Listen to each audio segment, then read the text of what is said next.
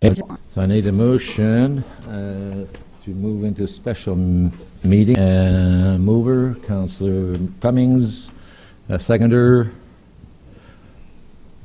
Nobody? Saitama, okay. Okay. Moved by Councillor Cummings, seconded by Councillor Saitama, that in accordance with the Town of Penetanguishene Procedural Bylaw 2019-25, the Council of the Town of Penetanguishene move into an in-camera session to discuss personal matters about an identifiable individual, including municipal or local board employees, item 4.4, a proposed or pending acquisition or disposition of land by the municipality or local board, item 4.3, labor relations or employee negotiations, item 4.4, litigation or potential litigation affecting the municipality or local board, including matters before administrative tribunals, item 4.2, and advice that is subject to solicitor-client privilege, including communications necessary for that purpose, item 4.2. All in favor? Okay, so we will move into the committee room.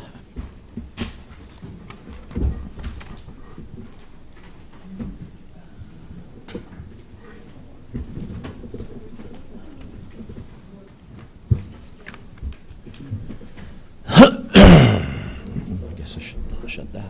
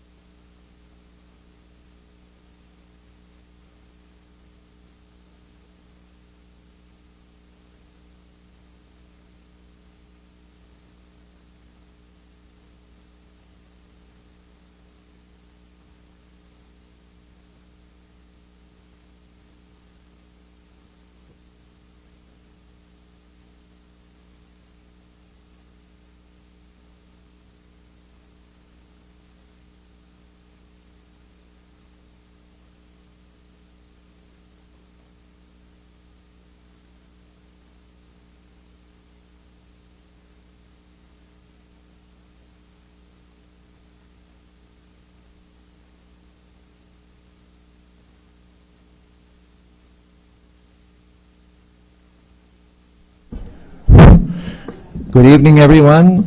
Special welcome to all our guests in the audience tonight. It's nice to see our chambers so full, and we welcome staff and council. Council will complete our in-camera meeting before we get into the regular council meeting. So I need a mover and a seconder that the council of the town of Penetanguishene rise from in-camera session with a report. Councillor Saint-Amand and Councillor Ratification.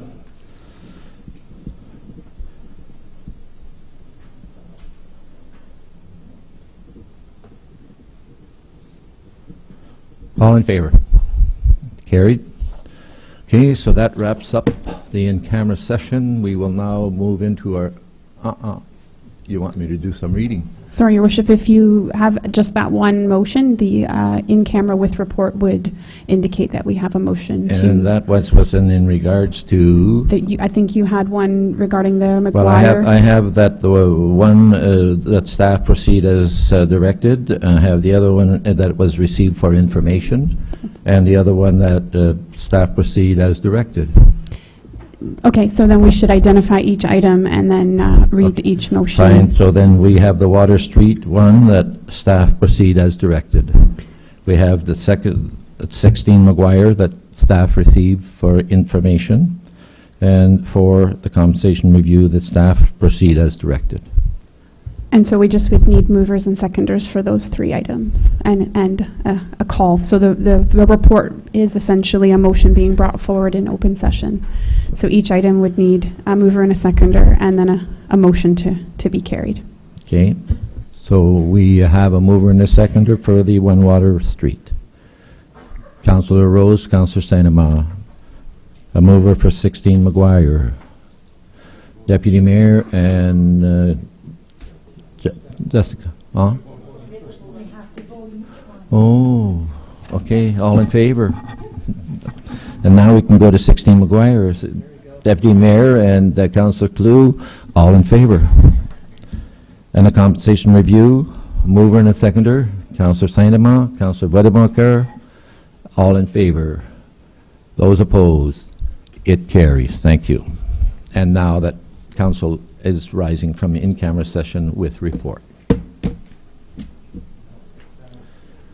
Now we'll get on to our regular meeting, and we apologize for being so late, but sometimes we do get detained.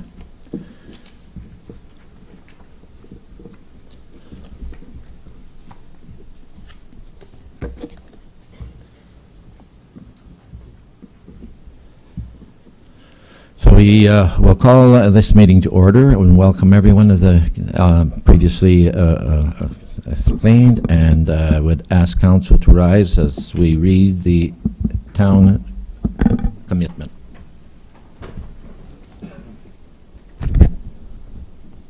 Council commitment for the town of Penetanguishene. We are grateful for the many gifts which have been bestowed on Penetanguishene and its citizens, including the gifts of freedom, opportunity, and peace that we enjoy.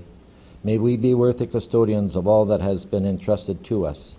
We ask that all in attendance and those who could not be here assist us in promoting good government. May our decisions as members of council be enlightened, and may we all be strengthened in our awareness of our duties and responsibilities. May we be granted the wisdom, knowledge, will, and understanding to preserve the good fortune of the town for the benefit of all, and to make good laws and wise decisions. Thank you all for attending.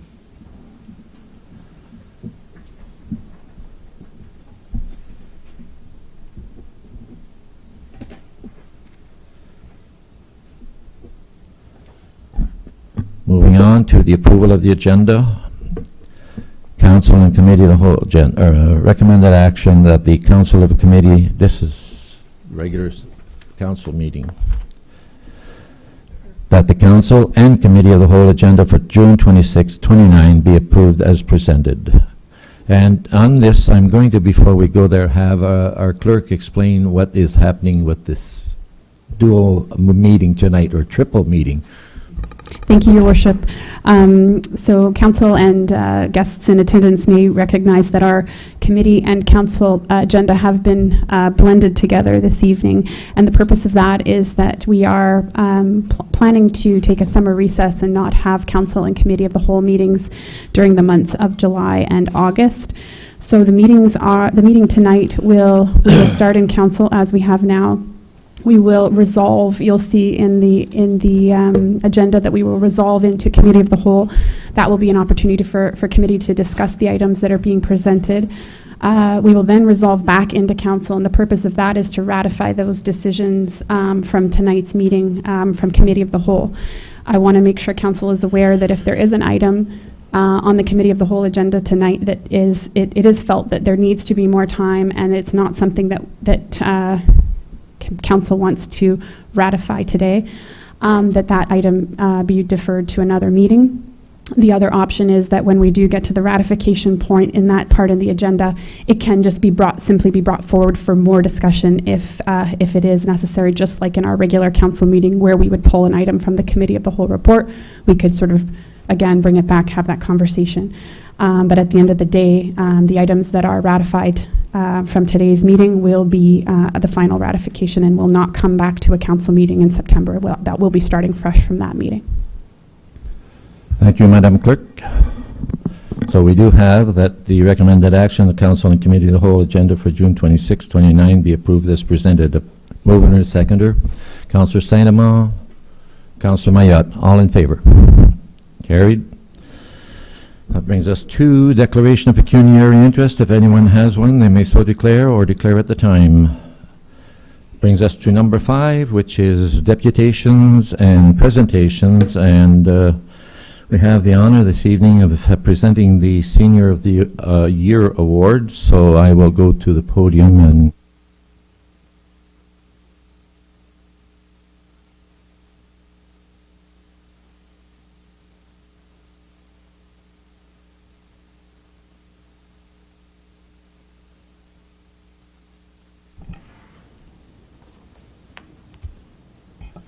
so with that, we are pleased and proud to present the 2019 Senior of the Year Award to Pat Muscata.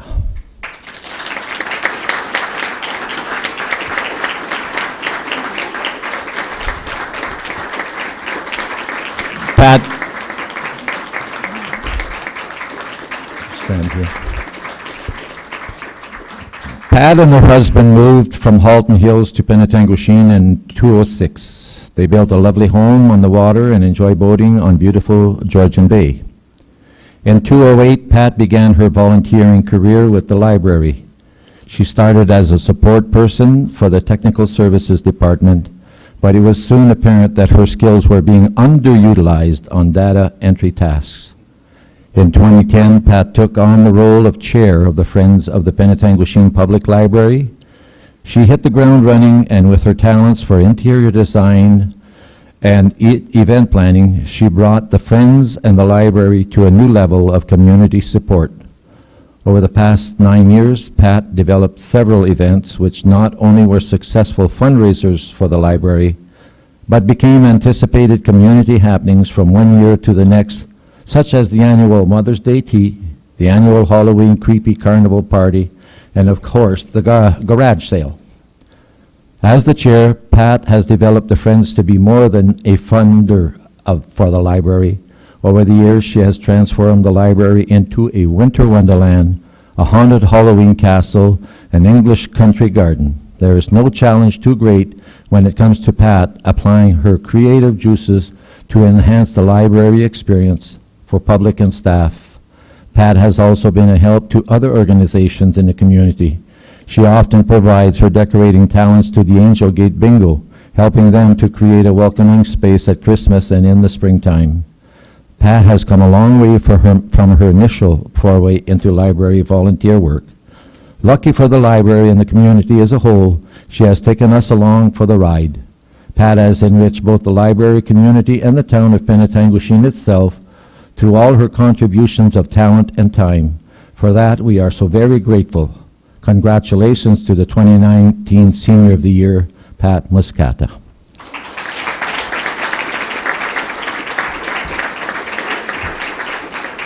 And I would ask the Chair of the Community Wellbeing Committee, Councillor Sainama, to come forward and assist me in presenting. Pat?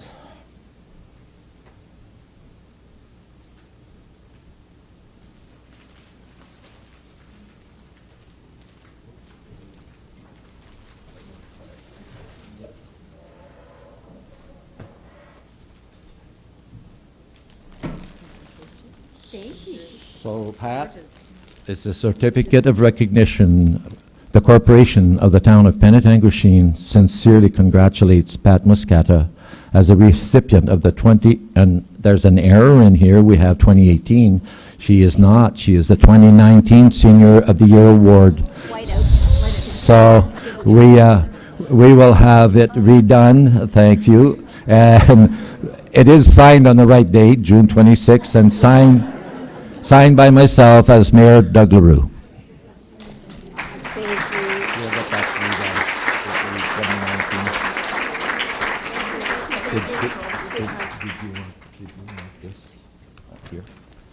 Yes, thank you. And there's a card from Jenny. Thank you so much. She'd be here, but she gone to the opener at the theater. Oh, okay. Yeah. Get on. Yeah. Oh, well, yeah, this actually, Pat, is the Town of Penetanguishene Year of the Award, and it just keeps listing all, like last year we had Anne Murphy, Joe Maurice, and now it's Pat Muscata.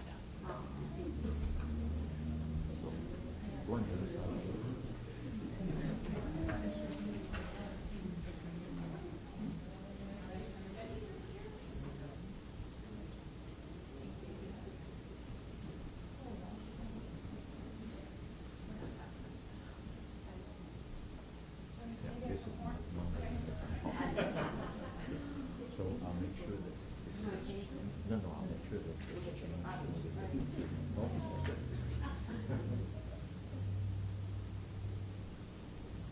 Good thing I wore pearls so I can clutch We have to carry on our council meeting, but you are all invited into the committee room up there to have cake and celebrate some more with Pat.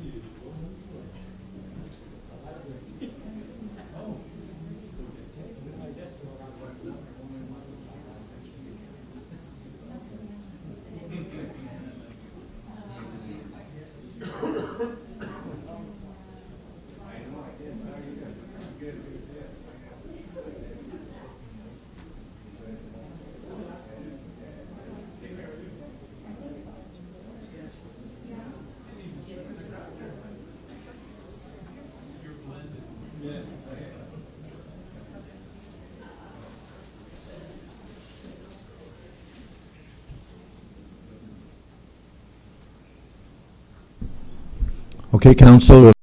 Mayor LaRue, council, community, staff, bonjour. Annie, my name is David Jeffrey. I'm the executive director of the Chigamik Community Health Center, the Centre Santé Communautaire Chigamik. I'm here with Gary Machin. Gary's the former lead with the Alliance for Healthy Communities for health promotion in the province, the provincial association that all CHCs are part of. We want to talk to you today about what we've learned from our experience in healthcare in rural communities. So we're going to go through a little presentation here. I want to respect your time. So I'm going to give you a little level set with what Chigamik is about. Some of you may know some of this already, but I'll give you that kind of quick introduction to Chigamik. Then I want Gary to have most of the time to speak about the content of our work around this notion of community belonging and the impact that has.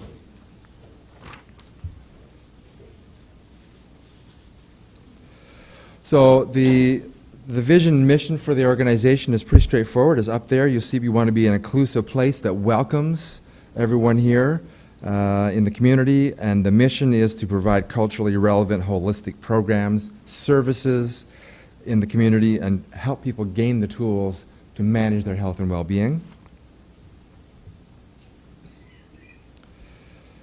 Who we serve, and just aside, all the photos on this presentation are actual programs or staff and/or community members from our area.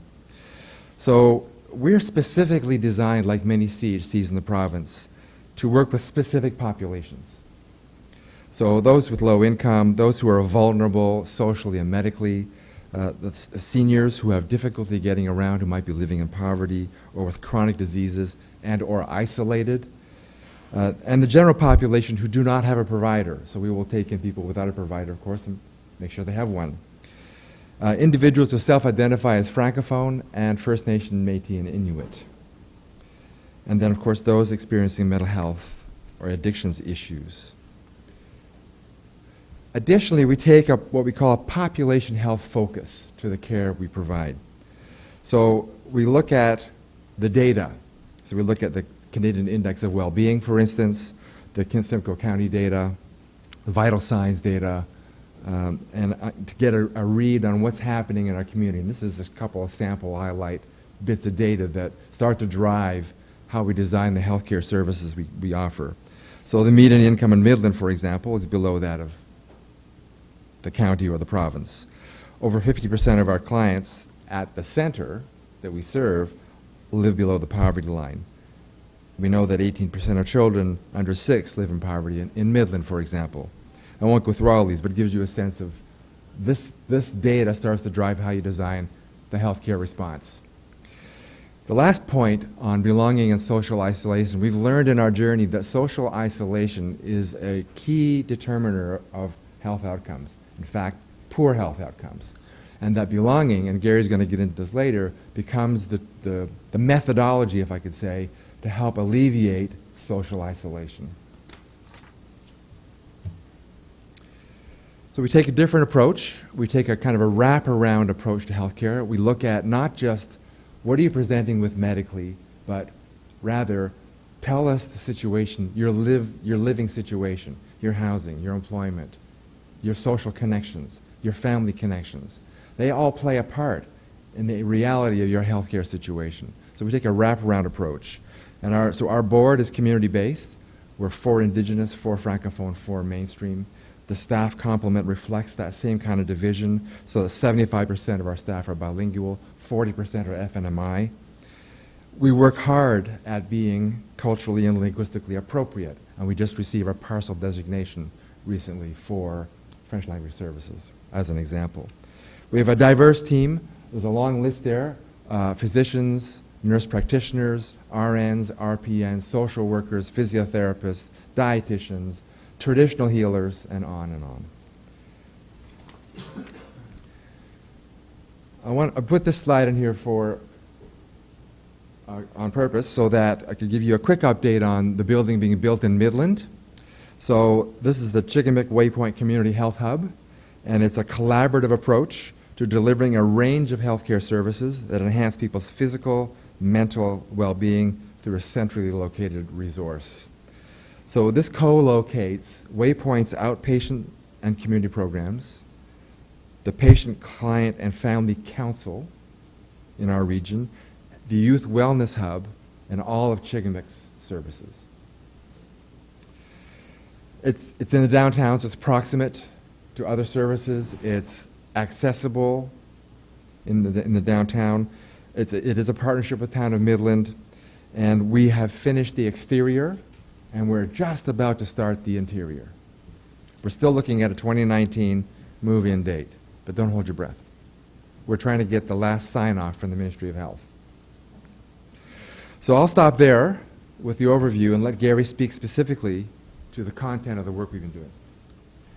Okay, Your Worship, members of council, people in the audience, staff, it's great to be here. And I think what I want to do is just preface what I'm about to say, and it's something I've said in a couple of other presentations, is sometimes when you have something going on in your community, you don't realize just how good it is.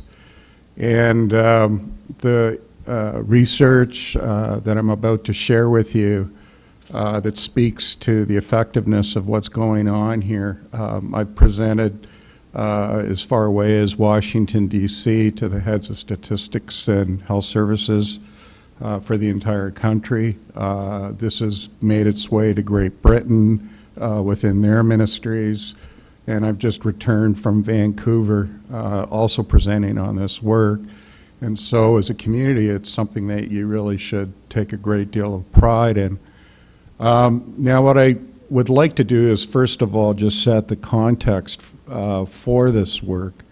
And the first is that in this particular area, by area I'm referring to the LIN, Local Health Integrated Network geography, roughly $1.3 billion is spent on healthcare. And that does not include doctor fees. It does not include capital costs.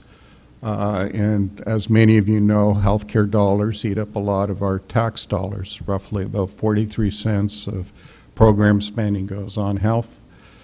And what a lot of people don't know is that 5% of the population eats up about 2/3 of all healthcare expenditures. I want you to just think about that 5%. 10%, it's close to 3/4. So a very small percentage of people are unfortunately needing a lot of those resources. Now, if you're wanting to make an impact on the healthcare system and make a dent, obviously you want to get a better understanding of just who these 5% are. And prior to the research that I was doing for Chigamick and the Health Link, all that the Ministry in Health and the local health integrated networks focused on was the high levels of medical complexity. And with some justification, because many of the people that are in greatest need have a minimum of 4 chronic diseases. And what I'm referring to is things like diabetes, heart disease, lung disease, mental illness. Some are upwards of 7 or 8. But this was the very first community that at a sort of medical level or healthcare system level actually looked at the social complexity. And our reason for doing that is we were hearing a lot of anecdotal stories from nurses and people in the front ranks working with these folks about just all sorts of social issues that they were running into, lack of housing, lack of food. And so what we did is we used the Canadian Index of Well-Being to arrive at a more robust picture of just what it is that we were dealing with. And when we did that, what emerged was a very different and more nuanced picture. And as indicated here, what we found out was roughly 80% of all of these high-cost users live in poverty. And not just a little bit of poverty, but in many cases extreme poverty, about $13,000, $14,000 a year. And what we realized were obviously a lot of these folks were food insecure, but the real thing that really jumped out at us was just how socially isolated they were. About a quarter did not have any family or any friends. They were completely housebound. And if we move to the next slide, this raises what I refer to as an inconvenient truth within the healthcare system, and that is that no amount of medical intervention is going to address medical complexity that is either caused or exacerbated by poverty, malnutrition, and isolation. And in terms of how that looks at in the frontline ranks, what I'm talking about are seniors who have serious diabetes, who cannot afford a half-decent diet, so they end up hospitalized for months on end with compromised immune systems. Some have limbs amputated. What I'm talking about is seniors who are hospitalized with pneumonia, and when ambulance drivers come, what they realize is the house is so cold they can't see, or they see their breath. The reason for that is the seniors can't afford heating bills, so they end up hospitalized for months on end. So that's what you're really dealing with. And so, as the system as it's currently structured is not only cost prohibitive, I would say it's inhumane. If we move to the next slide, I'm not here to talk about the bad news. I'm actually more here to talk about the good news. And the good news is that through the leadership of such people as David Jeffrey, who worked in close partnership with the hospitals, with the family health teams, they were able to have major triple aim impacts, working by primarily using a deep dive nursing approach. And by deep dive nursing, what I'm meaning is nurses and social workers that go in and they deal with the medical complexity, but they also deal with social issues as they arise. And in particular, a strong emphasis was placed on combating social isolation.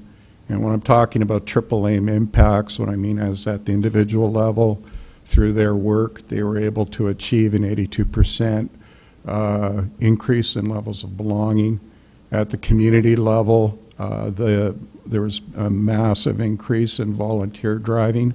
Again, a tribute. We just recognized a person who did outstanding volunteer. Well, that's happening with respect to this work.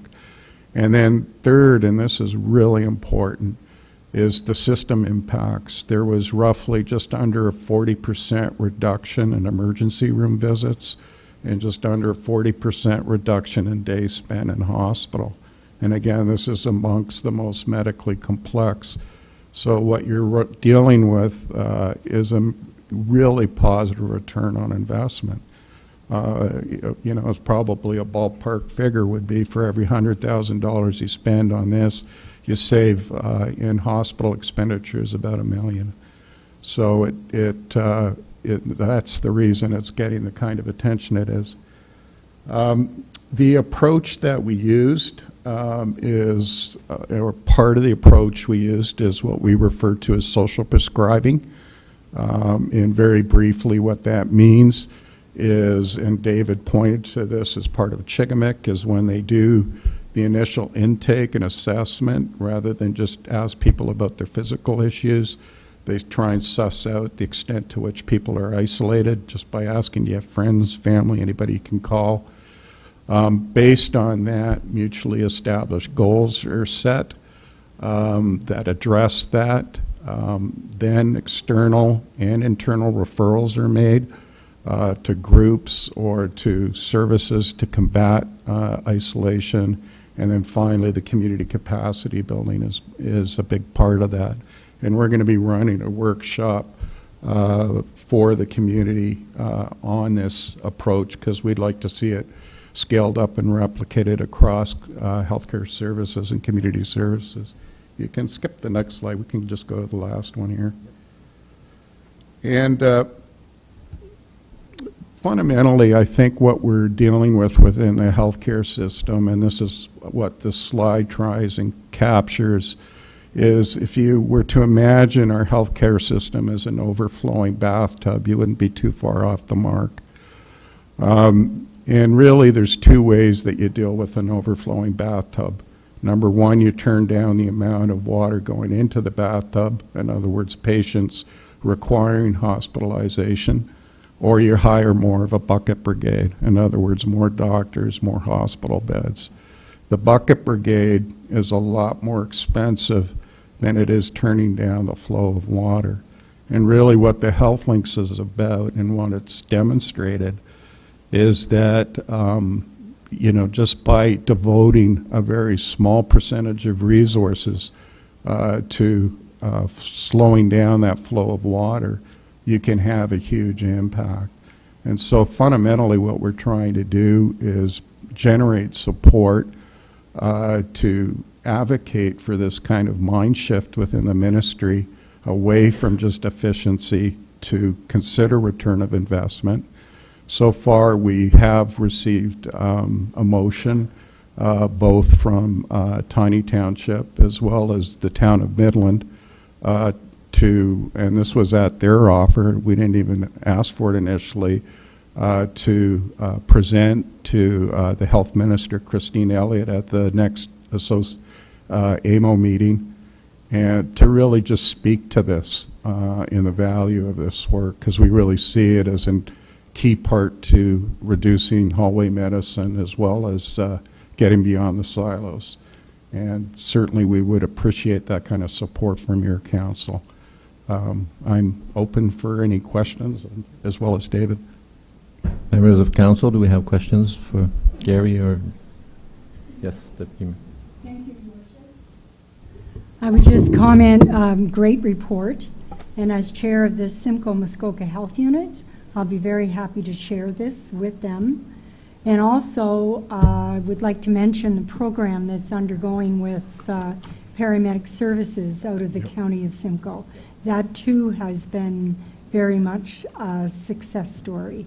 Again, it's visiting with people and realizing that a lot of calls to 911 are because of isolation, and socially they need contact. So that's been a great program. I'm sure, David, you know about that. Thank you for those comments, because we are in partnership with Paramedic program from the county, and they're actually training on site with us now to Very launch good. the program in the fall for the entire North Simcoe. That's It's very great. exciting, yeah. Yes, very good. That's collaboration and partnerships, and And those the are other wonderful thing- things. Sorry, just on Yes. the health unit, I've worked closely over the years with Dr. Gardner on a lot of fronts, and actually he was very kind and gave us a really strong support quote, so you'd actually find it in the report. We got his picture, we got the quote, so yeah, it's Very definitely good. great to have that. Well, I'll bring it to the board, and hopefully the board will support as well. Thank you. Thank you. That'd be much appreciated. Further questions, Councillor Vadeboncoeur? Thank you, Worship. Just a question to David. I like your slide there. I was just looking at the water, and I kind of compare that to the increase in number of seniors in our population. And I'm wondering, you talk about turning off the tap. Well, we really can't turn off the tap. We just have an aging population. So would you care to comment on that in terms of what the thoughts are with respect to healthcare and dealing with the aging population? Yeah, absolutely. So we know in the same data that we were presenting to you that 83% of health clients are living in poverty, while almost the same number are over 65. So age, poverty, and social isolation are all rolling up together. So we know that if we can reach these individuals who are living alone and hook them into other kind of programming and supports, their health care is going to change direction into a more positive direction. So I couldn't agree with you more. I think reaching out through the paramedic program, through a variety of other means to connect these individuals, help them reform informal circles of connection to help them care for themselves.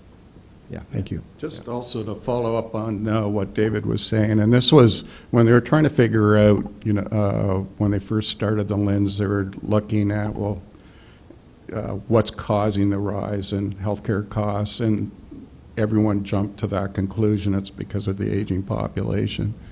And when they really looked at the demographics, it turned out that it wasn't quite, that isn't really the full picture. It turned out that really about a third of that increased demand was because of seniors. And then when you further look at the seniors population, you don't, when you look at the HealthLink profile, you don't find middle-class seniors. You don't find wealthy seniors. This is a poor seniors problem. And probably the best way to deal with is if they were to increase CPP, it's the poverty more than it's the age wave that's contributing to those runaway costs. Thank you for that clarification. I think you're absolutely right. I think that's, when you talk about determinants of health and deal with nutrition and all those contributing factors, I couldn't agree with you more. Thank you. Further questions? No? Well then, Gary and David, thank you very much. Great presentation, well Thank you. informed. Thank you. Thank you for the chance. Appreciate the opportunity. Your Worship, if I might just mention something, it was brought to my attention, and I think also Your Worship, to your attention as well, that it appears as though Tiny Township's going to take the lead on a joint deputation request at AMO, as was alluded to. So I'm not sure that we need a motion as per se, because we really don't have the forum to do that right now at council. But I think if it's collectively something that council supports, we'll tag along with Tay and Tiny and Midland in that joint deputation.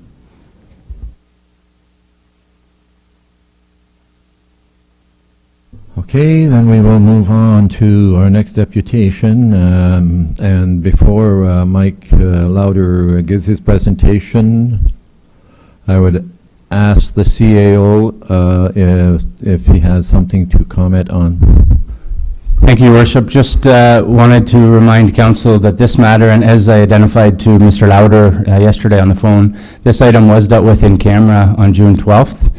This particular matter, as council will recall, council gave direction to staff to move forward with a particular option in a in-camera confidential report with respect to this particular appeal, given that the matter is scheduled to go to the LPAT to a hearing on July the 19th. So staff are still working through that direction that council gave to staff, and certainly once we're in a position to provide an update to council, we will certainly do so once we have a material update. So just wanted to remind council of that, kind of how this has evolved with respect to at the council table. So Mike, if you would take the podium.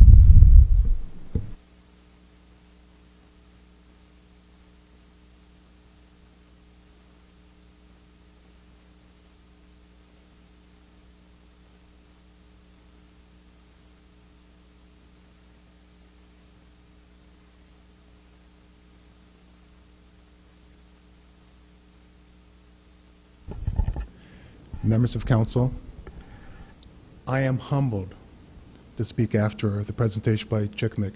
It was fabulous, well presented, and deeply moving. Thank you.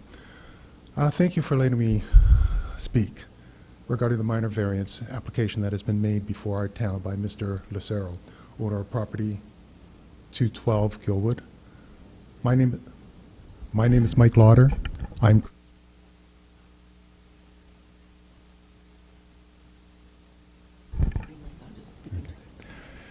This application was made to our planning department in early 2019, and I'm glad to see that Mr. Lucero did properly complete the application, fully documenting his request. Here's an excerpt from his application. First of all, regarding the nature and the extent of the relief from the zoning bylaw, his answer was to create time lots with similar, I've actually studied this, and I still can't read it, sorry. Reasons why proposed use cannot comply with the provisions of the zoning bylaws. In order to create the time lets to the two lots, I'm sorry. To me, the writing is too illegible and very ambiguous. This matter did come before our Committee of Adjustments on March 25th, and the following are some major complaints that our residents, many of them here tonight, have brought forth to the committee. These are their actual complaints with no changes made by me. So I actually had this in nice script, whatnot, but first of all, regarding the estate residential, or is it a subdivision? This area is zoned for and promoted as an estate residential. The proposed severance to create two lots equally dramatically smaller than the properties in this community, and thus it's a very large and significant variance that is very incongruous to the surrounding areas. Another comment, this being the original purchase, our original purchase back in 2000, we presumed that this reflection of the higher taxes than most of the Penetanguishene was given by the lack of services enjoyed by others, such as sidewalks, playground, park, and sewage. We hope the town will respect our reason for purchasing in this area. Please understand that the reason why we show plans, if the appropriate criteria for change is only the personal profit of the proponent. Surely the change to be legible, there must be some value or other than individual gain at the company's expense. One might feel that this could be the start of a Pandora's box. What would prevent other vacant lot owners from making the same request of council and the town, or possibly even current homeowners wanting to cash in by requesting the severances of their current properties? Another main issue was the drainage, the water drainage. And this is already an issue for the homes on the east side of Gilwood, and the subject land is very low and currently a catch basin for runoff water. Before developments, the east side of Gilwood, including Lot 212, was very swampy and still is in many places. This drainage runoff enters the Penetanguishene Bay at my lot. This is a quote direct from one of our citizens, and my neighboring properties. The runoff is contaminated, obviously by the growth of green algae and the smell. Historically, there could be many issues why the new homes is constructed will often add extra costs to existing homeowners, such as basement flooding and the redirecting of water flow. There are many, many more. I'll go down to the bottom. A big one is the addition of 2 additional residents will undoubtedly divert the natural flow and drainage of the proposed lots. This diversion will definitely affect the downstream properties, 200 and 204 Gilwood. Money, money, money. Mr. Tesoro is a real estate agent in Innisfil. Talking to the town's planning department, I understand that he hopes to build 2 2,700 square foot homes on the severed Lot 212. I can only imagine that this will be for sale. Certainly 2 homes will bring more money than selling just one, but for whom? Our residents did not come here for money. They value the trees, the warmth, and the natural heritage of their community, of your community. I also wrote a letter to the Committee of Adjustments. I shared those same water and drainage issues, but I do understand that there has been an effective engineering study showing that 2 septic systems can be built on Lot 212. But we can also build cities in the desert. These drainage issues were present prior to me moving here 10 years ago, and they're still present now. My experience as a past council director on the SSEA, my lack of the low impact of design, and my analytical background allows me to focus in on the impermeable surface water, the surface texture, and creating 2,700 square foot homes, 2 of them, along with their surrounding decks, patios, driveways. That is potentially going to increase the permeable surface area, the non-permeable surface area, from 40 to 50%, all the way up to possibly 80 to 90% of the land mass. I'm going to quickly just take a look at the validity, the actual validity of this severancing application. First of all, does the severance meet the intent and the purpose of the Penetanguishene official plan? Our official plan indicates a design to intensify land within the settlement area, the lands that are fully serviced by the town. This lot is not in the fully serviced area by the town. It is not in the settlement area of Penetanguishene. Rather, it's deemed shoreline residential. As such, no, it does not meet the intensification needs of Penetanguishene. Does it meet the intent and the purpose of the town's zoning bylaws? Well, we say in the shoreline residential, 35-meter frontage on public roads is demanded. These properties will go down to 30 and 27.5 meters. Our zoning bylaw says 2,000 square meters is the minimum lot size. Both these properties are being presented at under 1,500 square meters. Clearly, not meeting our zoning bylaw requirements. Is this severance a minor? Well, I just said, if we go from 35 meters on road frontage down to 27 and a half, if we go from 2,000 square meter coverage down to under 1,500, 1,458, we're dropping, reducing the request by at least 22, possibly up to 25%.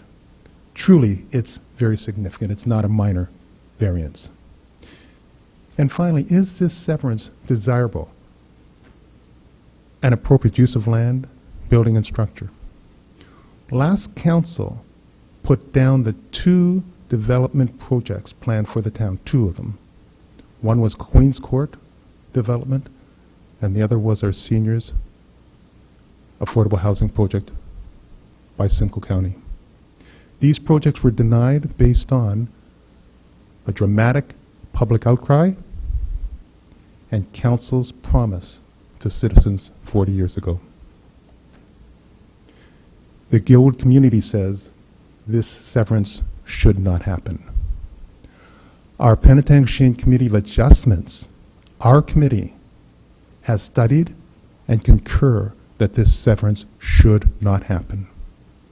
I, along with the many residents here and those viewing us on live stream, we believe that our council will support us, our community, our committee, and their town by ensuring that this variance and provincial consent to sever is defeated. I do want to thank you for your time.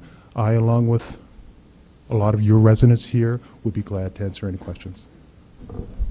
Thank you, Mike. However, because the Absolutely.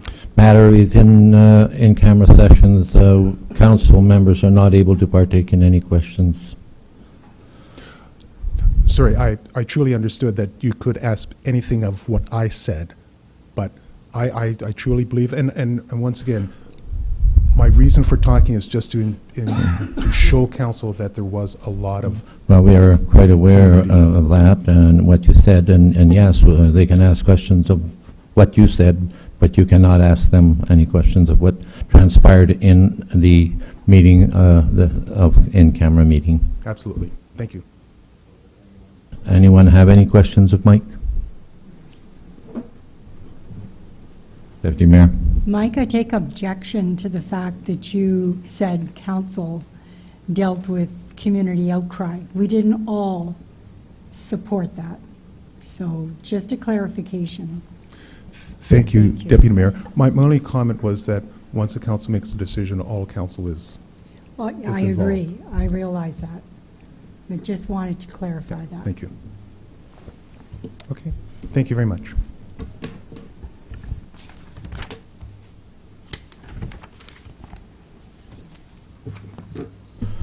Okay, council, moving on to 6, the adoption of minutes not already confirmed. It is moved by Councillor Vaudeboncoeur and seconded by Councillor Cummings that the following minutes of council meetings be confirmed and adopted as circulated. Council minutes, June 12, 2019, Committee of the Whole, June 12, 2019, and Special Council minutes, June 12, 2019. Does anyone have any concerns with these minutes? Not, all in favor? Thank you.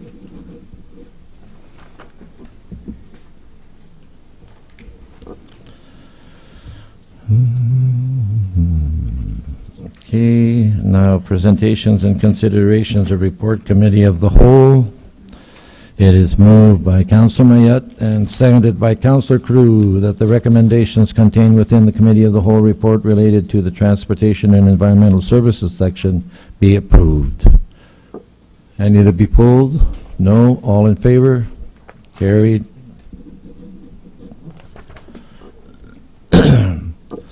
It is moved by Councillor LaRose and seconded by Councillor Saint-Amand that the recommendations contained within Committee of the Whole report related to the Recreation and Community Services section be approved. Any to be pulled? All in favor?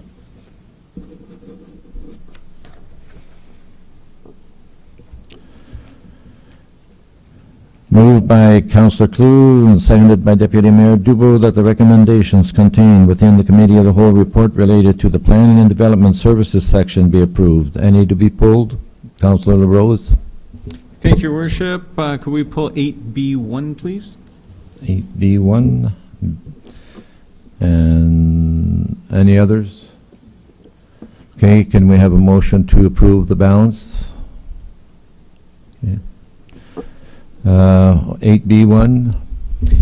Thank you, Your Worship. I was just wondering if council had any time to reflect on 8B1. It is the facade program. As you are well aware, I still don't believe in it. I cannot Okay, understand. Councillor LaRose, we're well aware that you don't believe in it, that you have no way, but it has been dealt with. Well, no, we're dealing with it now. Well, then. It's going for confirmation. Okay. It's my last shot. I just wanted to make sure that if someone could explain to me how we're going to spend $25,000 on a consultant to tell us how to spend $25,000. And we're not dividing it up equally. Okay, any further comments or concerns? There being none, can we have a motion to approve the recommendations contained in the whole Planning and Development Services section?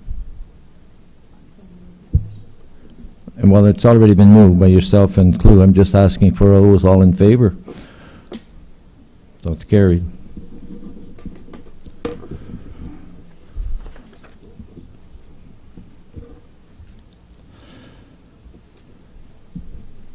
Moved by Councillor Cummings, seconded by Councillor Vedaboncoeur, that the recommendations contained within Committee of the Whole report related to the Finance and Corporate Services section be approved. Any to be pulled? All in favor?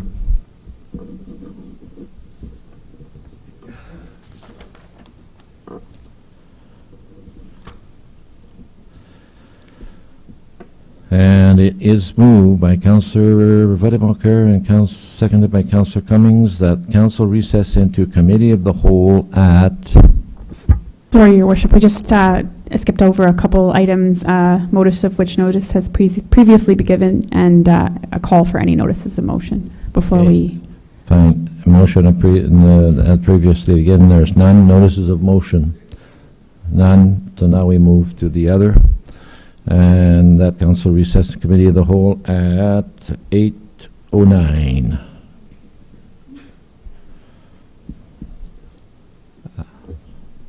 All in favor?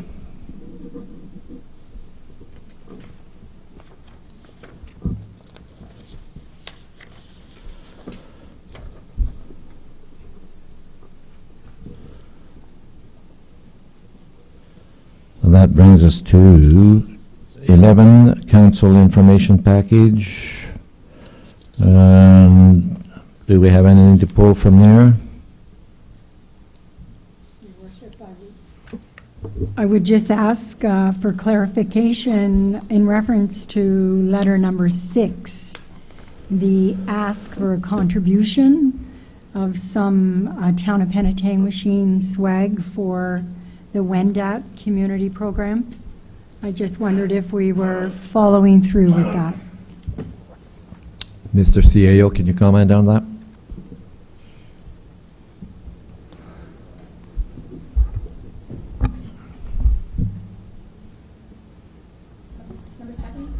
Number 6. It Through was- Your Worship, the letter that we received has asked for the municipality to donate an item at the prize table. Typically, what we do is we provide these to council, and if it's something that council wants to support, we typically would. So if you're asking to pull it and have staff pull something together, then that's, we get all kinds of these requests. So if it's something that council would like to support, we're happy to support it and pull together some sort of a prize package for this particular charity golf tournament. Thank you, Your Worship. I would like to pull it. Okay. So you want to deal with the others? And Further discussion or concerns with it? You going to get a mover and a seconder? I would like to move that we support the request, just with a few ththings that we have on hand. Beaucaire, thank you. All in favor? Carried. Okay. Thank you. Moving on to section 12, and that's Transportation and Environmental Services, so I pass it over to Councilor Maya. Thank you, Your Worship. Consent and agenda. Recommended action that the following consent agenda items have been given due to consideration received for information. Excuse me. The first one is proposal of the 5-year sidewalk maintenance and reconstruction plan. The second one is the County Road 93 trail design, and the third one is the Payette and Lepage water drinking inspection. Does anybody have any question or would like to poll something? Okay, go with Councillor Cummings first. Thank you. Through your worship, to the chair. The five-year maintenance program run by Street Scan, has anybody actually walked those sidewalks and looked at volume versus the need for repair? Because some of those sidewalks that are on that list certainly could be brought up in priority due to volume versus just Turn the the actual question looking at. to our manager. Go ahead, Brian. Through you, Mr. Chair, to Councillor Cummings. We use the street scan report as a guideline, but we didn't take it word for word in basing our recommendations. We used the report and based on complaints received to date on various sidewalks over the last several years, and our road supervisor's own analysis to come up with our 5-year plan. So the report was a component of it, but it certainly wasn't all. Thank you. Okay, next person was Councillor LaRose. Thank you, Mr. Chair. My question was on number 2, County Road 93 trail design drawings. Do we have just an update as to when that project may take place? Back to you, Brian. Thank you. Thank you, through you, Mr. Chair, to Councillor LaRose. The last update we received from the county is that they're anticipating to go out to tender in July for the project and hoping to wrap it up before the winter season starts in November. Any other question, Deputy Mayor? Thank you, Mr. Chair. I was just glad to see that there is a sidewalk, the 2020, for John Street up to the Lacado High School. I think that's a great step forward. Thank you. Do we have any more questions? Oops, Councillor Valle-Boncar? Thank you, Councillor Mayotte. I was happy to see the couple of sections of the Peel Street sidewalk on the list for 2019, but I was just wondering about the stretch of sidewalk from Robert Street to Simcoe Street, the one in particular in front of the church there. It is in bad shape, and I just wasn't sure if that's being captured in another project. Thank you, through Go ahead, Jim. the chair, to Councillor Valle-Boncour. It is in fact captured under a reconstruction project, which is the reconstruction of Peel Street, which is in our capital forecast. We're well aware of the condition. It's in very rough shape, but we're trying to do repairs to it this year as much as we can without spending too much money, knowing that we're going to be replacing that whole section with the Peel Street reconstruction project. Yep. Councillor Valle-Boncar? Supplemental, if I may, Councillor Mayotte, when is the timing for that reconstruction project? I'd have to refer back to my capital plan there, Councillor Valle-Boncour, but I believe it is, I want to say 20, yeah, I'd have to refer, I'd have to follow up thank with you. you on that one. Do we have any more questions for Manager of Transportation? No? Okay, so can I have a mover for these information received? Councillor Rose, seconded by Councillor Cumming. All in favor? Thank you. Oops, lost my spot here. Matter of consideration, we have none. And referral to upcoming agenda and staff. Reference that the Transportation Environment Service section endorse the following additional and existing referral to upcoming agenda and staff. As you see, we have 3 items in front of us. Do we want to add or delete? None. Can I have a mover?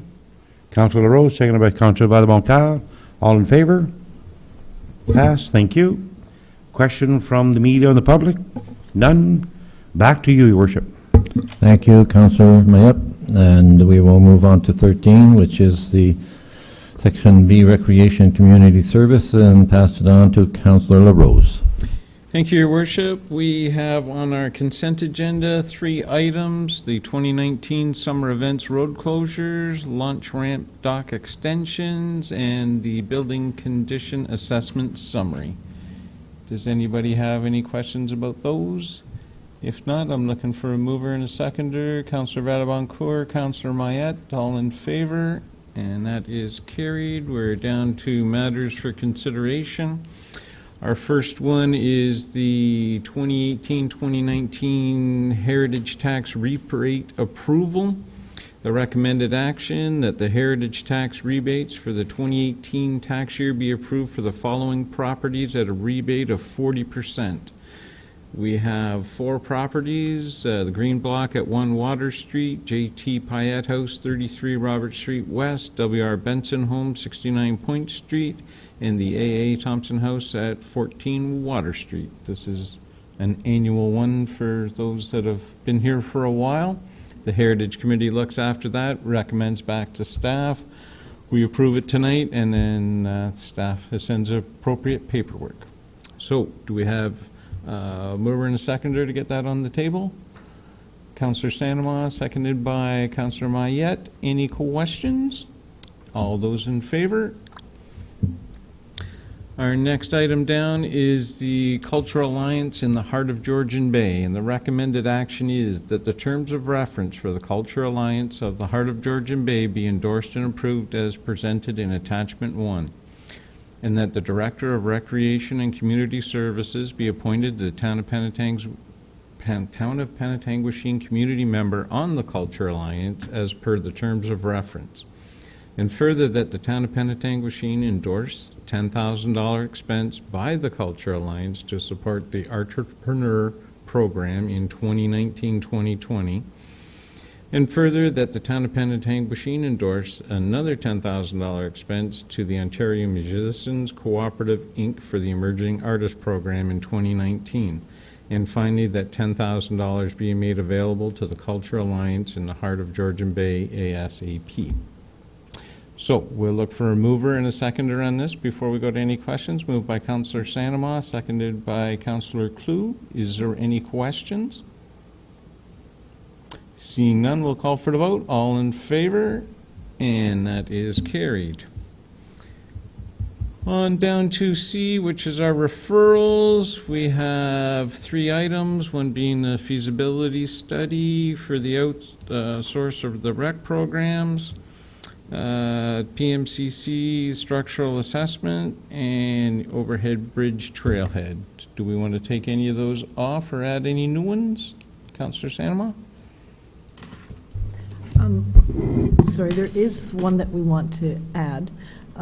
At the committee of the wellness, the Community Wellness Wellbeing Committee, we had our meeting yesterday, and there was discussion regarding some funding, age-friendly funding that may be made available by the County of Simcoe.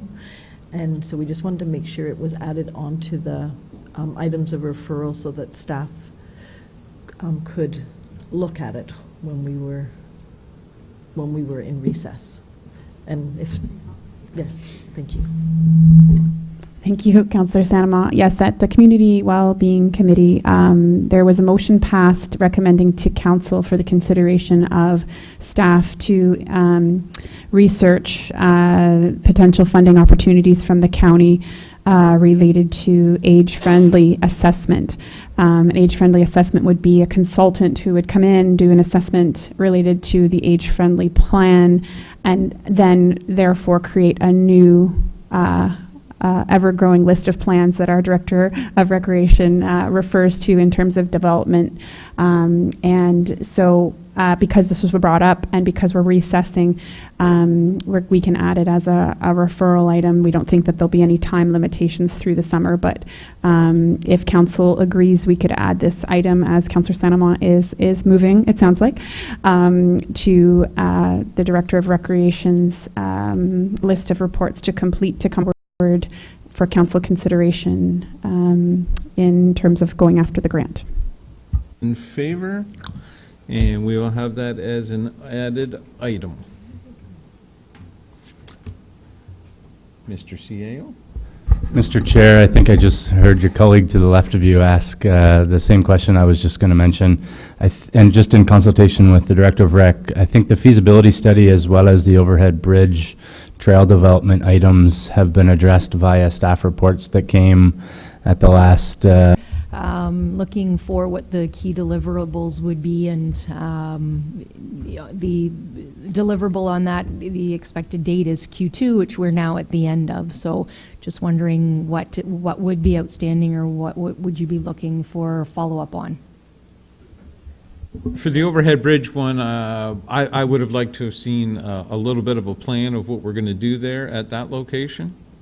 I don't remember ever seeing a detailed drawing to say that the trees are going, it's moving back, there's a space, there's a parking plan, anything like that.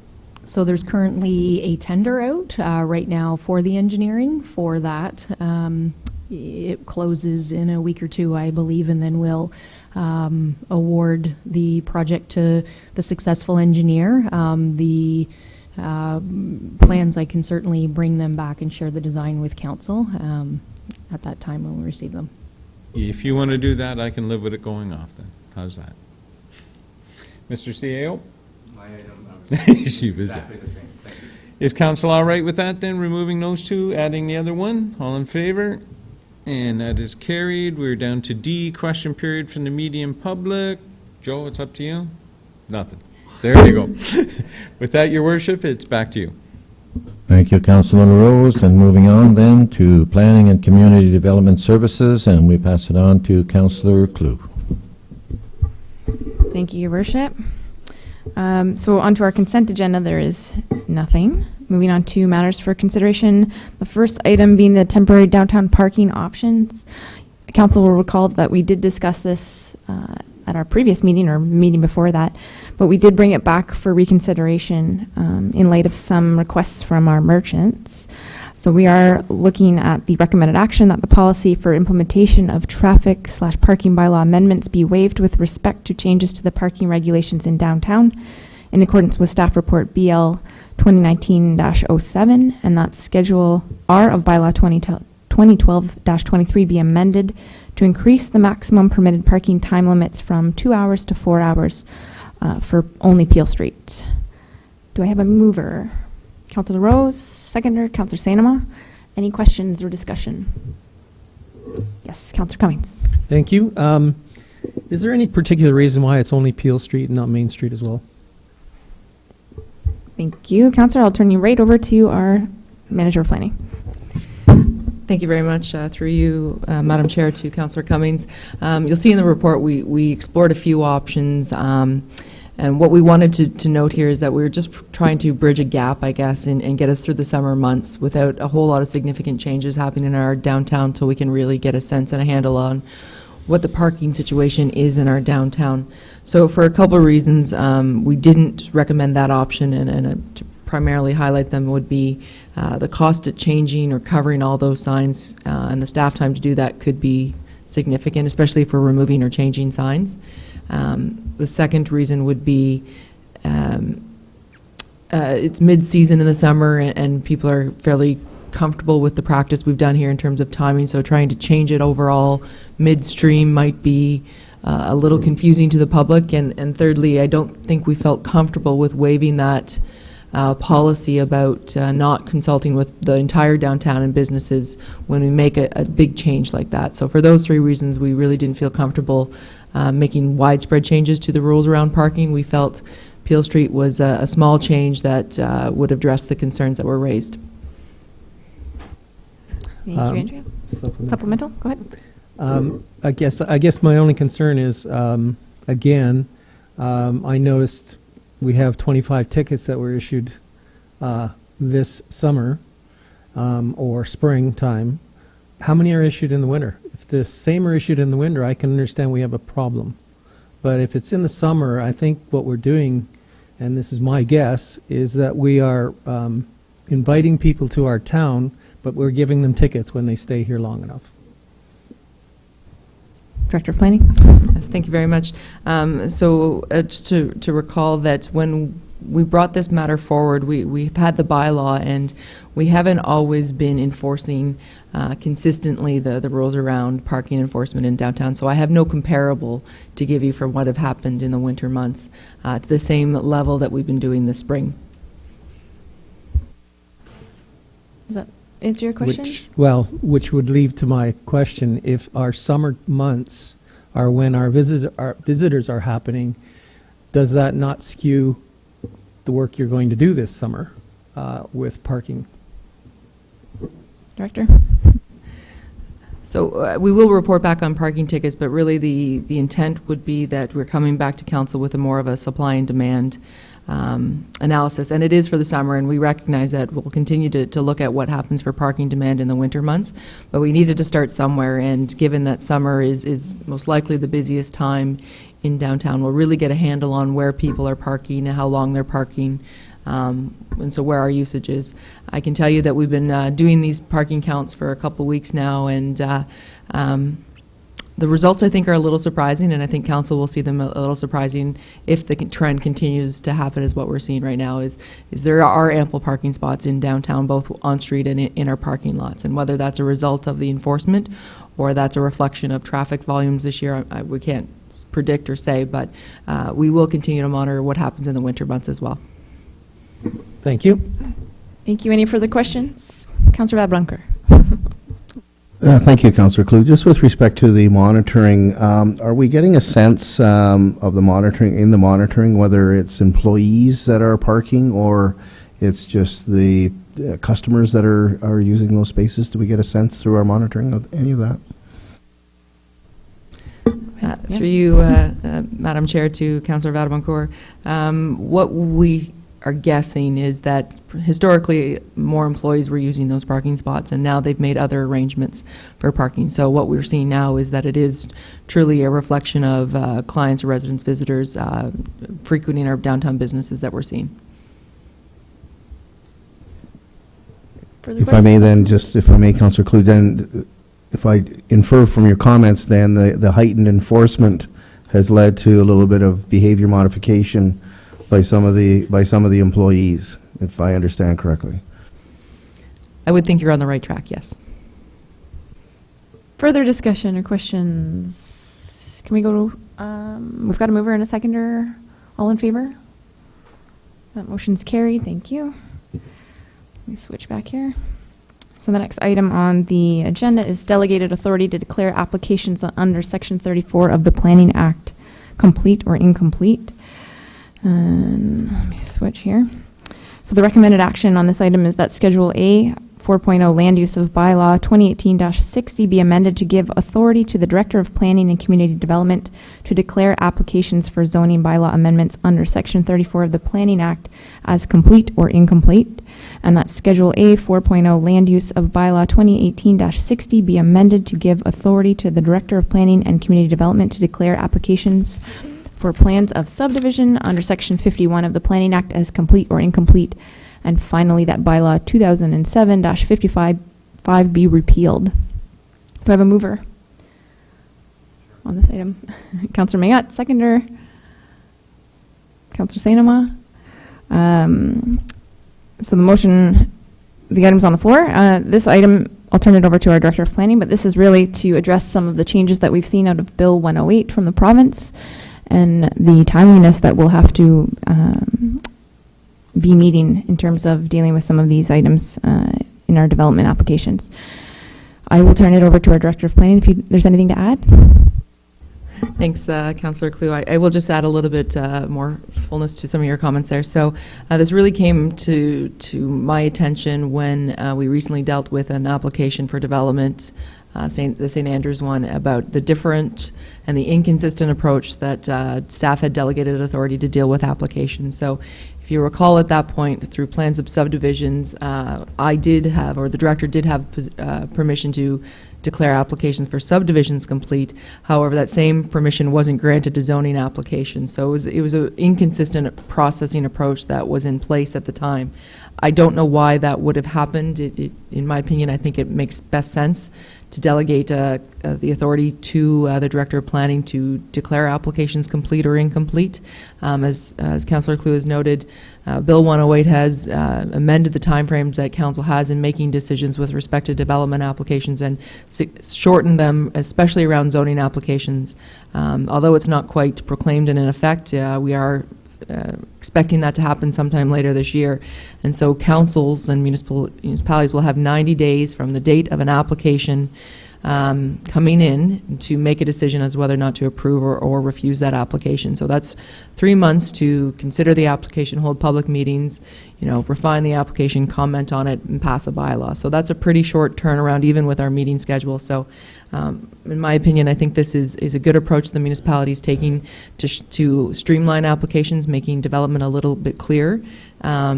But it also means that we're going to have to look at our processes of reporting things to council. And so I did want to include in that report what I was thinking at the time of how we would make council aware of development applications and what going forward. So I've given that some more thought. I can tweak it a little bit, but I do also want to make council aware of, as soon as an application is declared complete, that it is in front of the municipality so that you're not seeing it for the first time at a public meeting. I don't think that's a fair approach for council. So we will make processing changes internally so that council has the information they need as soon as we can get it to them. So I think for those reasons, we really think this is a good recommendation, and have recommended that council just give that or grant that delegated authority to staff. Additionally, just a note, and I don't think it came out clearly in the report, with respect to St. Andrews Village, we had lots of discussion back a couple months ago, I guess, about it. So at that time, the suggestion was that in absence of having this delegated authority, council would need to make a decision in the summer months when the updated EIS comes into the town. So if this motion gets approved by council tonight, that won't come back to you guys again in the summer months. We'll give you an update, like I said, as an internal processing way of letting council know, but you won't have to make that decision about declaring the application complete. So there's one specific application where it's impacted. Great, thank you for that. Any questions? Councillor Vadbunker. Thank you, Chair Clue. I had a question with respect to the notification to members of council about new applications being submitted. I thought it would be important that members of council were made aware if a new application was submitted to the town, so that we heard it from staff first before we heard it on the street. And I thought this step was a good step in terms of when we were notified that the application was complete, then we knew, oh, there's a new application being processed. I support the recommendation in terms of the delegation, but I'm just wondering, to your point about how you intend, or if you haven't settled, when do you think you might have an idea of the process to keep members of council informed when new applications are submitted to the municipality? Thank you, Councillor. And we did have a discussion about this because we're fortunate in that there's so many ways to get information out very quickly, but I think the director has further thoughts on that item. Yeah, thank you very much, Councillor Vadbunker, for that question. I have reached out to my colleagues to identify what they currently do when they have this delegated authority and what they may be moving to.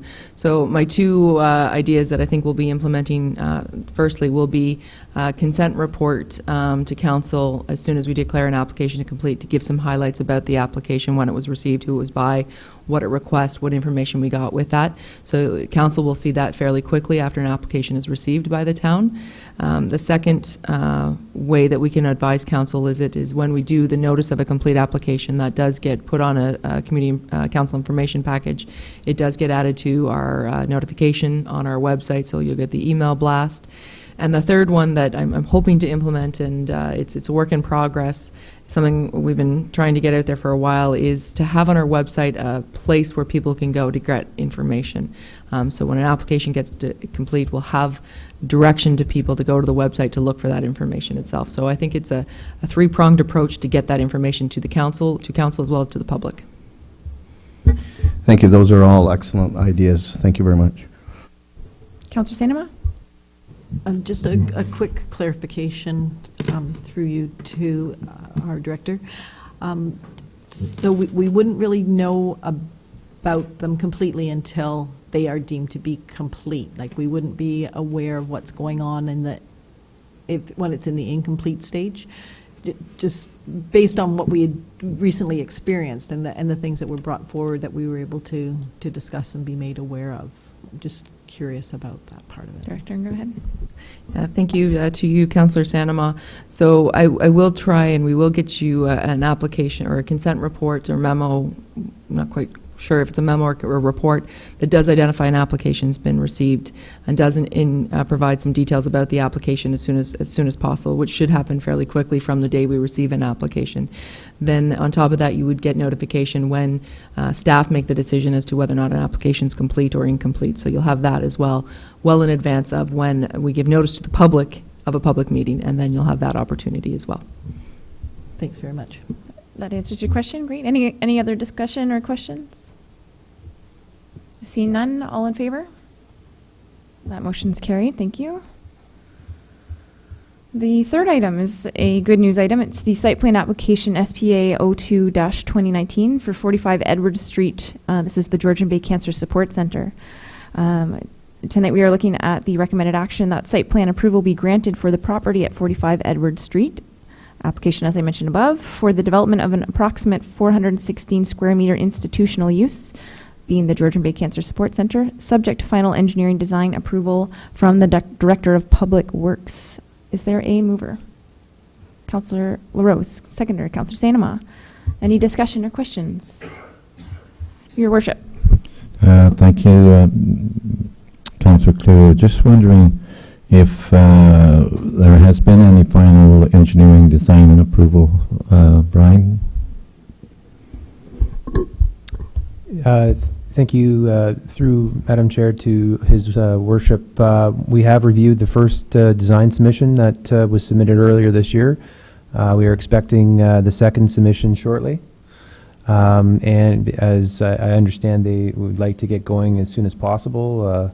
So as soon as we get those design submissions in, we'll be reviewing it right away.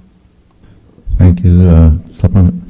The reason I asked the question is I'm hearing that they are hoping to get the shovel in the ground July the 12th. So, Madam Planner, will they have time, or will the timing be there? Director of Planning. Thank you very much through to the Mayor. So Brian and I are well aware of their timelines on this development. I would say that the first submission, although there was some comments from staff on the design, the engineering submission, overall we felt they were not significant or game-changing amendments needed to the plan. So that's why we felt comfortable bringing the report through to council tonight, getting that approval, and should a grade need to change or a pipe size or a parking spot or something need to move a little bit, we didn't feel those were significant enough that council would have any concerns with making allowing staff that ability to make those decisions. So as I understand it, that we are expecting the next submission of engineering design in this week. And so Brian, I'm sure, will do his best to facilitate a review and comments back to the Georgian Bay Cancer Support Center on those changes. So we're doing our best to help them get there.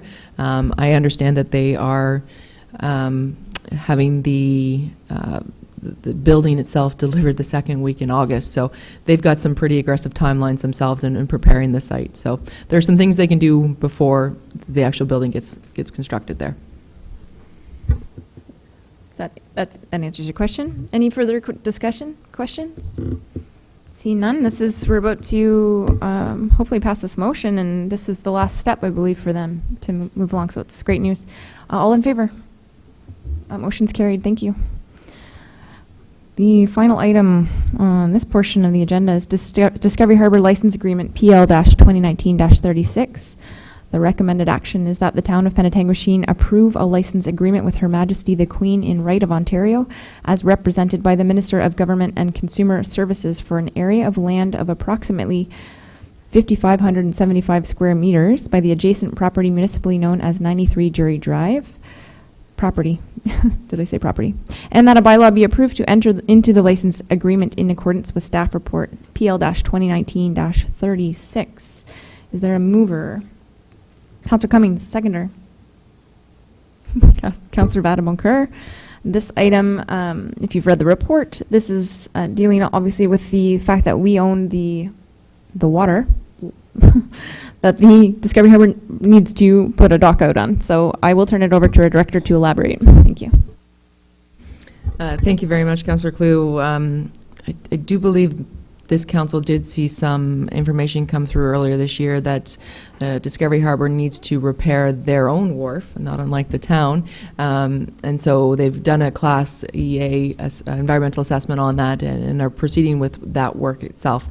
So this came up through that Class E assessment, and we recognize that there's no real license or authority granted to Discovery Harbor or the province for where their wharf is or where their dock is. So we had suggested that we go back and look at this again. And so this is the ultimate the culmination of, I guess, those discussions. We recognize that they need to get in the water and do some wharf repairs, although that may not happen this year as they had planned. It's more likely to be next year. They do have some functions happening, such as tall ships, that they do need to have some docks in that land to facilitate the tall ships. And then additionally, the license agreement really is a gap to get them to a place where we can have discussions about them eventually acquiring some of that water lot, given they historically have had their wharf there, their floating docks, their T-docks and stuff along the shoreline out into the harbor. So it's a bridge to get us there. So that's the intent behind this. We wanted to make it simple. We wanted to make it easy. We wanted to also give them notice that we want them to continue moving ahead with acquiring that land from the municipality. Very good. Any discussion, questions? I saw Councillor Cummings first, please. Thank you. Just one question. That's the dock right at Discovery Harbor. What about the docks around the corner? Director Flynn. Thank you, through you, Madam Chair. So the docks around the corner are Crown lands, on ministry lands. We, the town, owns land just to about the point there, and it's hard to really describe. It's the main inner harbor itself. Anything on the outside is Crown land. Answer your question, Councillor LaRose. Thank you, Madam Chair. I'm just wondering how we came up with the fee. Over to you. Yeah. Thank you very much, Madam Chair. The fee is actually within our license or our fee bylaw itself, similar to encroachment agreements, what we do with town. So the fee is set at $250, and that's a reflection of the cost that the municipality incurs with the development of these encroachment agreements. So you know, it's very similar to some of the encroachments council has approved in the past, where there's buildings on land. This is a dock on water for this identical or similar, I guess, in the intent. Further questions? Seeing none, all in favor? Motion's carried. Thank you. And finally, we'll move on to our referrals.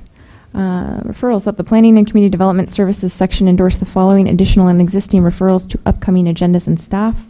I would suggest that 3 of these could be removed as we have dealt with them in some capacity, and we would leave the vacant municipal property inventory update on the referrals list.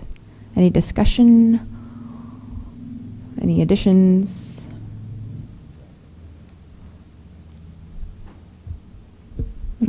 Do I have a mover? Councillor Sainama, seconder?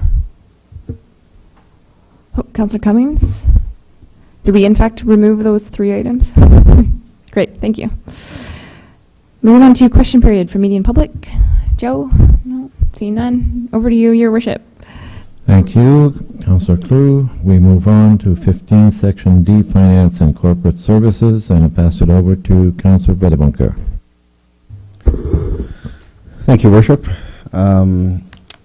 We have two items under the consent agenda. We have the 2018 BMA municipal study and executive summary, and there's some interesting information in that report, and I urge members of council to skim through it. It's quite an interesting read, and lots of good information about our municipality in comparison to municipalities in our area in Simcoe County. And the next item is just an update on the public meeting that was held with respect to the composition of council. And it's just a brief information report from our clerk. Any discussion on any of those two items? Seeing none, may I have a mover to adopt? Councillor Sanama, seconder. Councillor Rose, any further discussion? Seeing none, all those in favor? Any opposed? Carried. Thank you. Moving on to the matters for consideration, we have four items for consideration this evening. We have the first item is the update on the tangible capital asset policy. I'll just find it here. So basically, it's a policy that our Treasury Department has been working on, and I'll ask our treasurer just to hit the highlights of her report on the agenda.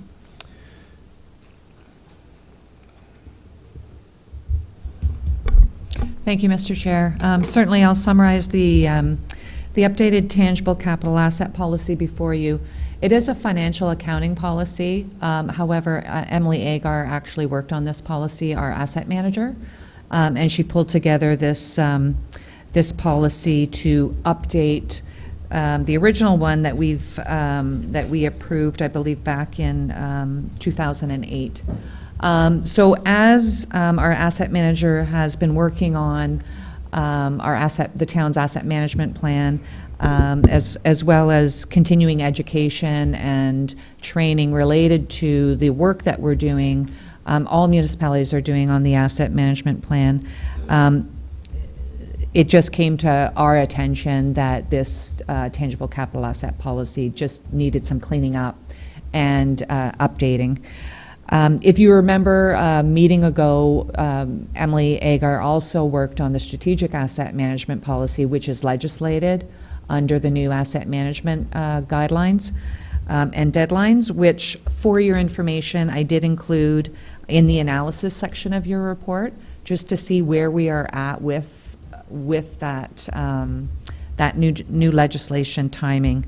The TCA, the Tangible Capital Asset Policy, does tie into our financial accounting at year end, as well as our asset management planning. It's been updated to include a couple new sections related to council and staff responsibilities regarding managing our tangible capital assets, as well as segmenting the functional categories by division. We've changed the capitalization thresholds on when we expense. In this report. Thank you. May I have a mover for this adoption of this report? Yes, Councillor Rose, a seconder. Councillor Sanama, any further discussion? All those in favor? Any opposed? Motion carries. Thank you. Moving on to the next item on the agenda is the 2019 draft development charges background study and bylaw update. Section had a good discussion on this report. Reviewed the information from our June 12th public meeting. We discussed the proposed new development charge, and you'll note the increase there. And one of the questions we had was with respect to whether the municipality maintains its competitive level with the other municipalities in the area with respect to its development charges. And we talked about the effective date of the new development charge, and you'll see that if adopted, it's proposed that the development charge take effect on September 2nd. So here we are in June, so there'd be about a 2-month notice period to let the development community know that the new development charge would come into effect. So the report is extensive. It goes into the non-residential development charge component as well, and there's a slight increase there. Madam Treasurer, is there anything else you wanted to highlight in this report before I open it up for discussion? Thank you, Mr. Chair. I'll just comment on Stefan, our consultant from Hemson Consulting. He did mention that Bill 108 received royal assent on June 6th. It will, the regulations that come down from that new bill will affect our development charges bylaw. He will keep us up to date and informed as Andrea and I are both reviewing the proposed legislative guidelines that that the province is doing some consulting on. So having said that, we don't have any published or regulations and instructions on how we're going to transition to the new Bill 108. Impacts on some of the acts that we work under in terms of Planning Act and the Development Charges Act.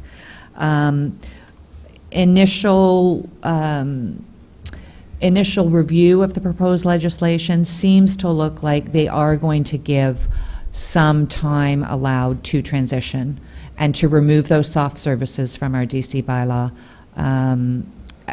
as well as implementing the replacement, the community benefits charge replacement. So there does seem to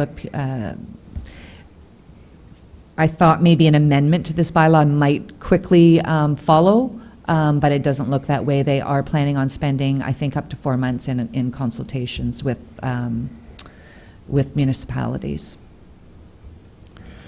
Thank you, Madam Treasurer. So for the next little while, it'll be business as usual until we're told otherwise. Okay, thank you.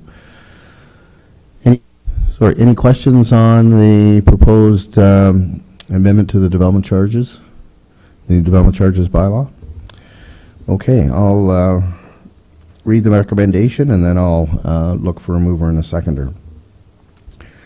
The council indicate that it intends to ensure that the increase in the need for services attributable to the anticipated development will be met, subject to sufficient development charge revenues being generated and other town affordability criteria being met, and that council indicate its intent that the full excess capacity identified in the study shall be paid for by the development charges or other similar charges, and further that council adopt the capital forecasts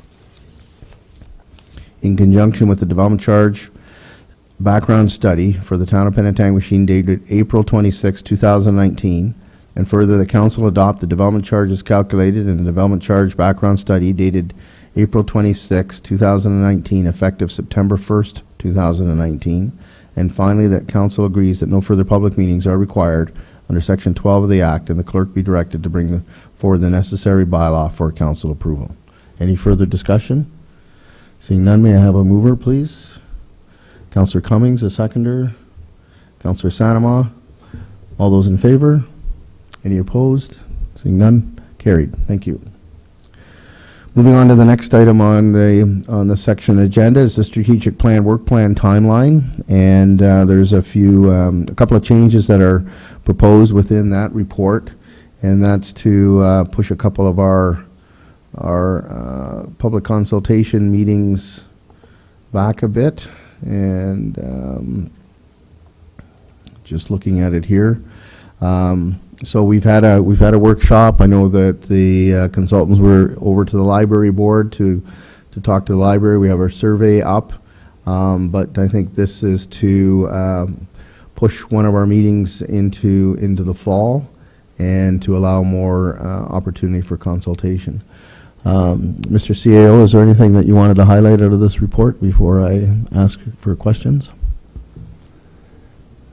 I don't think so, Mr. Chair. The only thing I might add is just with respect to a quick update in terms of how the survey process and the consultation process is going, if I might. This isn't in the report. It's just an update as of first thing this morning. So we did send out 400 random sample surveys to the community, randomly selected from our property tax roll on June 5th. We've received approximately 100 of them back, so 25% of them back. which isn't bad, but we're optimistic that that number is going to be better at the end of the day. The survey closes on July 2nd, so there is still another a little less than a week. We've also posted a survey that's available to the general community and general public, and we've received, as of first thing this morning, 25 of them from the online portal, which isn't great, but that's kind of consistent with some of the numbers we've seen historically. We do have hard copies available at Town Hall, Library, Museum, and the Arena. And in addition, the consultants have met with a number of organizations, community groups, advisory committees, and certainly the Library Board and Police Services Board as well. So that's just kind of a quick update in terms of what's the progress of the project to date is. Thank you, Mr. CAO. Any questions on this report? Yes, Councillor Cummings. Just an additional comment. I was here this afternoon for the open house for our strategic plan. There were a few people that were in attendance there too. So it's moving. Thank you, Councillor. So I'll read the recommendation. I'll look for a mover and seconder. That report CAO-2019-08 with respect to the strategic plan timeline be received for information purposes, and that the importance is recognized for community engagement and feedback, and that option 2 within the report be endorsed, which moves the third interactive workshop with council and senior management team out 4 to 6 weeks to late September or early October. May I have a mover for that motion? Councillor Rose, a seconder. Councillor Cummings, any further discussion? Seeing none, all those in favor? Any opposed? Seeing none, motion is carried. And the last item under our section agenda is the CAO's report dealing with the revised loan agreement for the guest house shelter. And this was a matter that had come forward to council in January, and now we have the actual report dealing with the revised terms of the loan agreement. And you'll see in the report that the amounts and when the payment plan is to start. And it's basically an item that's been it's been on council's plate for a couple of years now, and this basically lays out the terms of the payment plan. Mr. CAO, is there anything that you wanted to add to your report at this point? Thank you, Mr. Chair. I don't think so. This is just, as you've alluded to, this is just a formality to hopefully close this loop and get things finalized with respect to the agreement. Thank you very much. Any questions on the report? Seeing none, may I have a mover then to adopt the report? Councillor Mayotte, a seconder. Councillor Rose, and I'll read the motion that CAO report 2019-09 outlining the revised loan agreement terms of the guest house shelter be provided for information purposes, and that as per council direction on March 13, 2019, the terms of the draft revised loan agreement be ratified by council bylaw 2019-52, and that was moved by Councillor Mayotte and seconded by Councillor Rose. All those in favor? Any opposed? Seeing none, motion's carried. So looking at the referrals, we have 2 items on the referral list. Both of them are coming forward in later quarters. Is there any items to add to the referral list? Okay, seeing none, may I have a mover and a seconder that the Finance and Corporate Services section endorse the following referrals to upcoming agendas and staff, and the 2 that are noted: Huronia Airport Commission and the Council Conference Policy and Council Remuneration Policy Review. We have a mover for that. Thank you, Councillor Sanama, and a seconder, Councillor Clue. Any further discussion? Seeing none, all those in favor? Any opposed? Seeing none, motion is carried. And Your Worship, do I ask if there's any questions from our one member of the public at this point? Seeing none, thank you, sir. No media here, so I will now turn the meeting back to you. Thank you, Councillor Vedeboncoeur. So we will move on. That I have a motion moved by Councillor Cummings, seconded by Councillor Vedeboncoeur, that Committee of the Whole rise with the report and resume sitting at council at 9 p.m. All in favor? Thank you.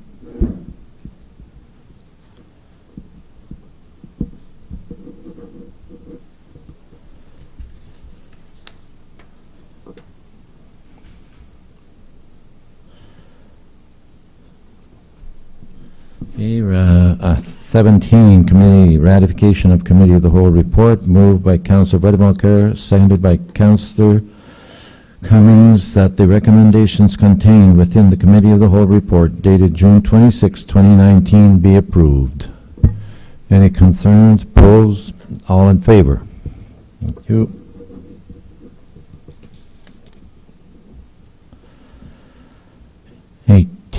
Consideration of bylaws. It is moved by Councillor Cummings and seconded by Councillor Wedemarker that the Council of the Town of Penetangushin introduce the following bylaws: 2019-46, 2019-47, 2019-48, 2019-49, 2019-50, 2019-51, 2019-52, 2019-53, and 2019-54, and that bylaws be read a first time and deemed to be read a second time, a third time, and carried.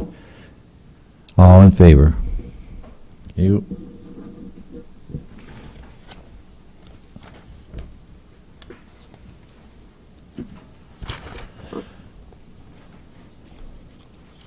Question period from the media and the public. There are none. And then we will go to announcements, and I actually have an announcement.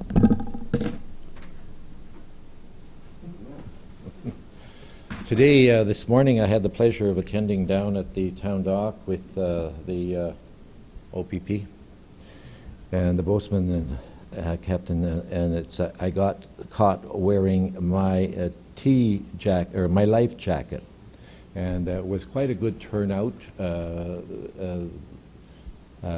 Actually, Councillor Sanema was there representing MPP Jill Sanema. Bruce Stanton was with us, and Mayor Walker from Tay, and we had all five, well, they were either fire chiefs or deputy fire chiefs from all five municipalities: Georgian Bay, Tay, Tiny, Penetangushin, and Midland, and then quite a large number of police, and it was and a bunch of children. It was an excellent turnout and a good thing.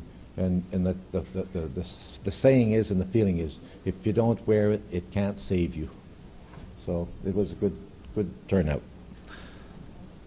Any further announcements, Councillor Sanema? Just an announcement regarding our Canada Day celebrations, just to remind people on July 1st, which is coming up, we will have the All Things Wheels Parade. Registration is will be taking place at about 10.